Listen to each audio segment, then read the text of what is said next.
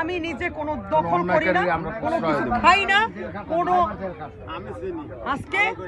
আজকে 9 বার আমি জেল খাটছি, 4.5 বছর আমি জেলে ছিলাম। আমার মেরুদণ্ড ভাঙছে, আমার মেরুদণ্ড ভাঙছে, আমার পা ভাঙছে, আমার গুম করছে, বহুত কিছু করছে। আর এখন আপনারা আমাকে দেখলে ওই মুখ লুকাইয়ে দৌড়াবেন।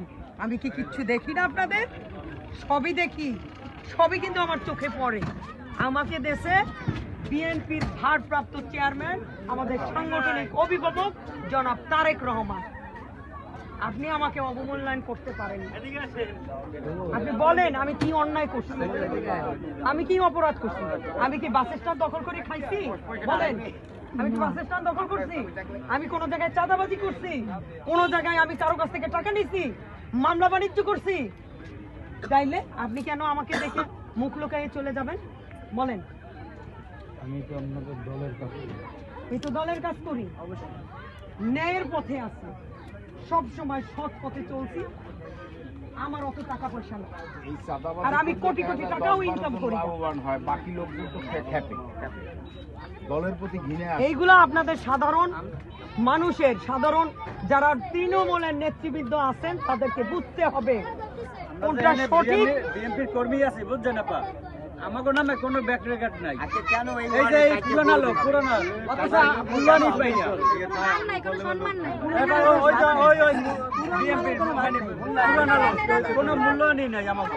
আজকে আরেকটা কথা বলি, এই যতটুকু মূল্যায়ন পাইতেছেন না, যতটুকু এখন ডাকে এই বৈশাখ কথা বলতেছেন না, এই আমার বড় মেয়েরে মারছে, আমার ঘর পর্যন্ত কুমার নেহানদারের ঘর ঠিক করতে হয় না, টাহার আমি সমিলে কাজ করি চানমারি।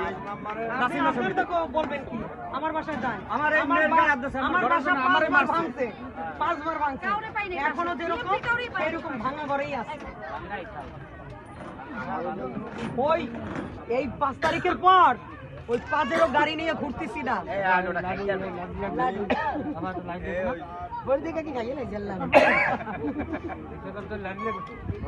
আমরা রাজনীতি আমার কষ্ট লাগছে, আমি দেখছি যে আমাকে দেখা আপনারা মুখ লুকিয়ে চলে যান। আমি বিএনপির, আমি দলের একজন কর্মী না? আমি কষ্ট করছি না? এই মাটিতে আমার রক্ত ঝরছে না? তাহলে কেন মুখ লুকিয়ে যান? আমি কি মুখ লুকানোর কোনো কাজ করছি? বলেন। আজকে এই যে দ্বিধা বিভক্ত, আপনারা কেউ জানেন না, আমি আপনাদের সাধারণ নেতাকর্মীর জন্য লড়ছি বিদায় আজকে এরকম অবস্থা হয়েছে। এই যে 5 তারিখের পর সবাই অনেকেই লাভবান হয়েছে। আমি বলছি 30টা ওয়ার্ডের কমিটি ভাঙেন না আপনারা। কেউ না জানেই হুট করে ভেঙে দিচ্ছে। কি কারণে? যে নিজেদের পকেট কমিটি করবে, নিজেদের পকেট কমিটি করবে, আর তার সাথে উপডৌকন্ত আছে, সেইটাকে আমি বাধা দিচ্ছি। আমিও মিলা তাদের সাথে, তারা যেরকম চলতেছে আমি চলতে পারতাম। 5 তারিখের পর তাদের সাথে আমার খাতির ছিল না? একসাথে অনেক প্রোগ্রাম করছি না? যখনই দেখছি যে তারা ন্যায়ের পথে নাই, তারা বাস স্ট্যান্ড দখল করতেছে, হ্যাঁ নেতা কর্মীরা তো বলা শুরু করছিল যে 3 জনে ভাগ করে খায়। 3 জনে ভাগ করে খায়। কেন? আমি তো খাই না, কারণ জীবনে আমি আমার বাপেরও ভালো, আমি ভালো বংশের মেয়ে, খান বাড়ির মেয়ে, আমার বাপের টাকা পয়সা আছে, আমার স্বামীর বাড়িও টাকা পয়সা আছে, ও যার ফলে আমি রাজনীতিটা করতে পারি। আর ও পকেটের রাজনীতি আমি করি নাই, আমার নিজের টাকা দিয়া।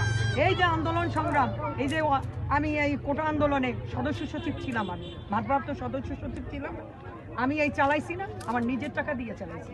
আমি 2টা প্লট বিক্রি করছি। 19 তারিখ 2 জন খুব খাওয়ার পর তো আমি চালাইছি, এই বরিশাল ধরে রাখছি দায়িত্ব দিয়েছি।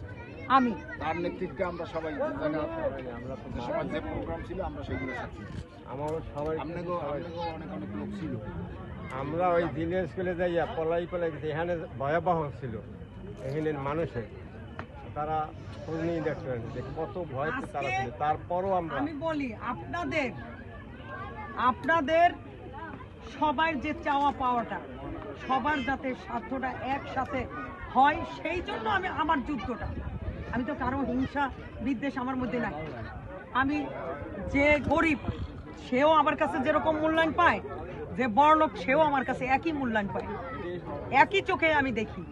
আমি রাস্তায় দাঁড়াইয়াও চা খাই, আমি ওই রাস্তাঘাটে বসি, আমার এগুলো কোনো লজ্জা নাই আর আমার কোনো অহংকার নাই।